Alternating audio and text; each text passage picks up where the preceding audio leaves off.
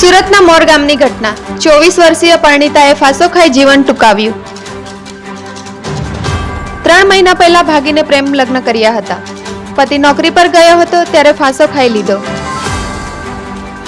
પતિ નોકરી પરથી ઘરે આવતા પત્ની લટકતી મળી।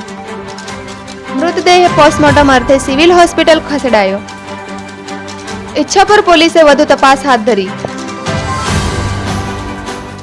आपका नाम क्या है? सुनील कुमार, सुनील भाई, कहाँ पे रहने का है? मोरा हजीरा 4 रास्ता। कितने सालों से हमारे? यहाँ मेरा हो गया 5 महीना। लव मैरिज किए थे, 3 महीना शादी किया हुआ। उसका नाम विजांती कुमारी है। उसका 24 साल उम्र है, मेरा 22 साल।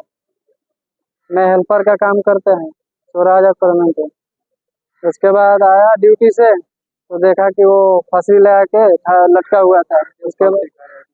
उसका पता कुछ नहीं है मेरे को। उसके बाद देखा तो मैंने कुछ नहीं किया। उसके बाद साहब के पास कॉल किया। किसको फोन किया? साहब के पास।